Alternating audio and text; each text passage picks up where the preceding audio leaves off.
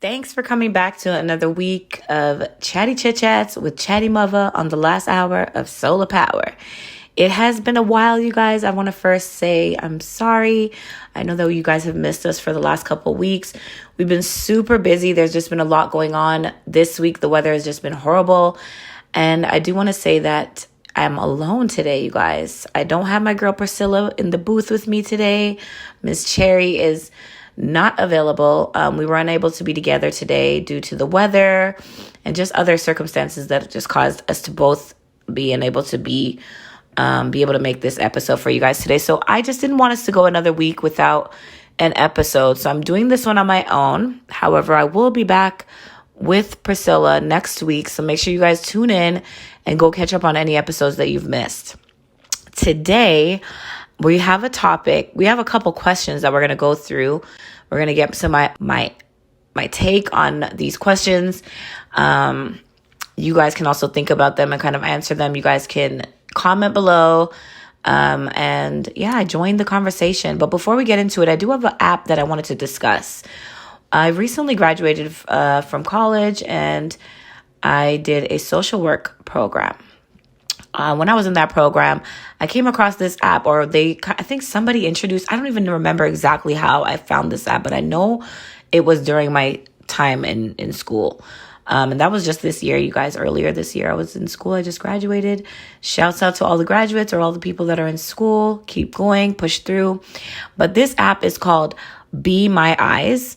It's an app that is made for, it's to help the blind and visually impaired people, to help them recognize objects and deal with everyday situations. So basically, I downloaded this app just to kind of see what it was because I wasn't really sure what I was getting into. And it's a really amazing app. There's over 400,000 blind and visually impaired people on the app, using the app, making calls through this app to people who are who do have that ability to see. And yeah, they're just kind of like, I've had about 3 or 4 calls, and each of those calls was just helping somebody to, for instance, their remote wasn't working. So they were pointing the camera because it's like a video call you get from them. And so they pointed the video to their TV and was asking me like, what is it saying? Because it wasn't working. And I had to let them know that it said they needed to call their cable provider. So just things like that. It's just a way to give back. It doesn't cost anything. It's a free app. And I just kind of wanted to promote it a little bit because I do feel like we need more apps like this. They're just so helpful to society and people who are less fortunate or who are struggling with these kinds of impairments. So it's just a really great app. And I'm going to keep it. If you're interested in downloading this app, you can check out the description box below and you can go ahead and download the app from there. Don't worry, you don't have to answer the calls. There's also millions of volunteers. So for the 400,000 blind and visually impaired people, there are over 5 million volunteers already. So the calls are very few in between, but they made me feel really good. It made me feel really good after knowing that I was able to help somebody. Some of them you have little short conversations with them. You know, they want to keep you on the phone a little bit. It's really cute. It's really cute. Try it out. Let me know what you think in the comments. And let's get into these questions. So today we're doing something a little different. We don't just have a one topic. I guess the topic would be relationships. But I have more than one question today. And these ones are, I guess, a little more juicy than what we've been talking about. We've been more on the mental health, wellness kind of subjects. And I kind of wanted to kind of go away from that a little bit today, just to have a little bit of fun with these relationship questions. So I want you guys to think about your answers and what you would answer to these. And by the way, I'm coming off of a really bad cold. So if you hear my voice sounding a little raspier or deeper than usual in between, the more that I talk, it kind of gets bad. But let's get through these questions, okay? The first question is, in the getting to know phase, is it necessary to talk to the other person every single day? So when you're getting to know somebody, is it necessary to talk to them every single day? My answer to this would be, why not? Like, what are you doing that you're so busy that you're unable to reach out, text, message, voice note, send me a little clip, just, say, hey.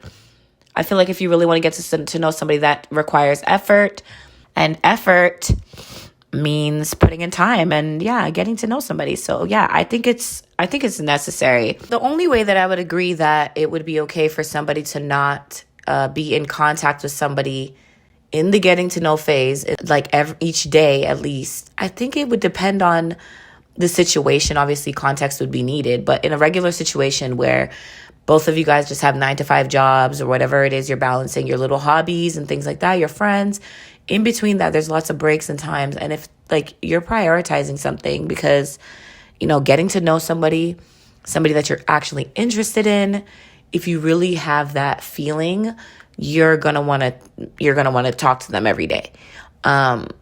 So the only way that you could be excused of that, I think, in my opinion, would be maybe if you're incarcerated, if you have a job where maybe you're on the rigs a lot. So I would expect to still hear from you within 24 hours because you would have breaks. You would have time that you have to sleep. So before you eat, before you sleep, I feel like why not message the person that you're trying to get to know? And again, effort is the biggest part of this because that's what it would require to get to know someone. So if you're not talking to them every day, especially in the get to know phase before you have that real deep connection, best believe that there's probably somebody else they're talking to or the interest is just not there. So it would be a no for me. Like if I'm in the getting to know phase and I'm talking to, like I'm always messaging you or waiting for you to message me, it's going to already be a red flag for me because it just makes me feel like you're not interested. You have things that are more important than me, which of course you would have things that are more important than me, but within those important things, there's going to be time. And I should be prioritized within that time, especially in the get to know phase. So, and even after the get to know phase, like just period in life. So that's the answer for that one.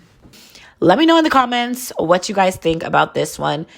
Do you guys think that it's necessary or do you think it doesn't really matter? Or what would be appropriate as far as how often you would talk to somebody when you're in the getting to know phase? So that was the first question. These questions are also coming from a game that a good friend sent out to me. Shouts out to Tishani. She sent me these. She's just screenshot a couple of these questions. She knows that these are like all up my alley. It came from a game called Convo and Chill. So it came from a game called Convo and Chill. So we're gonna get into the next one. I have about 3 more questions, and that will be the episode for today. And I want you guys to really think about these questions. How would they affect you? How would you truthfully answer them? And that's how I'm answering them, as truthfully as possible with whatever answer comes first. And then we'll get into it. So the second question is, if you're in a relationship, is it okay to have a work husband / work wife? Okay, a work husband or a work wife. For me, my first answer is hell no.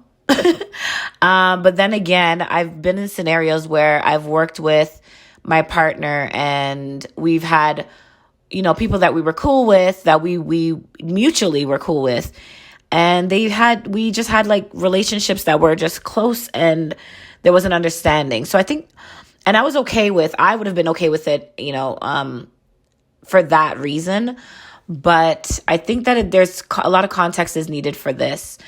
For example, like if my spouse was to come home and tell me that they have a work husband or work wife out of nowhere, and I don't know this person, and then I continue to hear about this work husband, this work wife, never having met them or any of that, it's going to be a problem.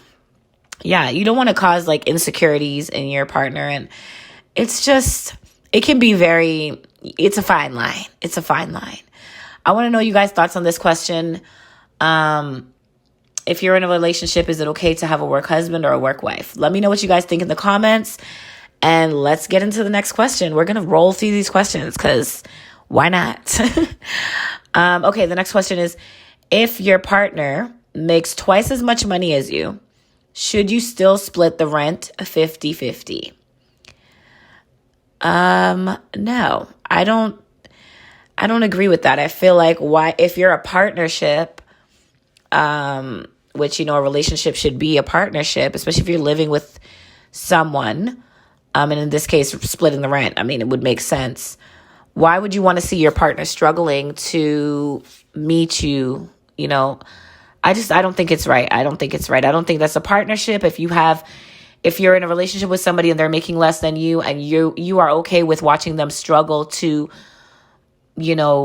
do what you're able to do so easily, and you're not willing to help and make that easier for them, I don't agree that it's a partnership. Because I feel like once you're in something serious with somebody, not 100% necessarily what's mine is yours, but you want to help, whoever's not doing as good, you kind of want to give them the tools to do better. And I just feel like it wouldn't be okay to watch somebody struggling for their half, and that's supposed to be the person you love.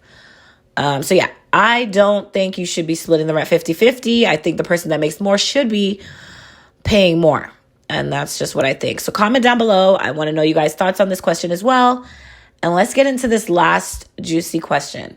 Okay, this question is dancing erotically with another person while you're in a relationship considered cheating?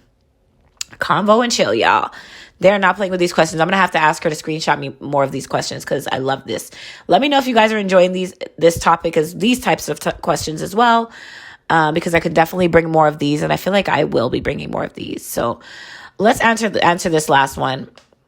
Is dancing erotically with another person while you are in a relationship considered cheating?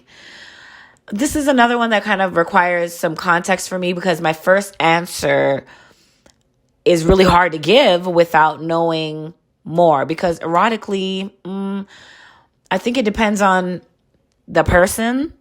It depends on the length that they're dancing with them. Because some dances are erotic, and they just so happen to be erotic. Sorry, I was tapping my hand on the the table to get my point across. But yeah, I think that, some dances, like especially in the Caribbean culture, in the African cultures, there's a lot of dance moves that are already, can look pretty sexual. But literally, for a lot of people that are doing them, they're just being innocent, having fun dancing. So it kind of depends on the context. I would need a clip of the person dancing for me to say if that was cheating or not. But it could be definitely cheating. It could definitely be cheating, because it could become really disrespectful, especially if it's for a long period of time. You just hold up in the corner with that person, or they're just like, you guys are like caressing each other's bodies, and it's just like a whole thing. So yeah, that's my answer for that. It's kind of hard to just give a yes or no on that one. But if you can give yes or no, I definitely want to hear from you in the comments. If you have a more complex answer to any of these questions, I want to hear from you. Don't be shy. Share your thoughts below. And you guys, that was it for this episode. I truly hope that you guys are all doing well. If you are living in Calgary and you're listening to this, Calgary is snowed in, you guys. It's so icy on the ground. There's so much snow. We were like below 27, I think it was, the other day. Super duper cold. So stay cozy, stay safe, drive safe. For everybody else, enjoy the sun. And, we're jealous over here in Canada because it's cold, y'all. It's cold. But until the next episode next week, everybody stay safe. Love and light to everybody. We'll talk soon. Bye.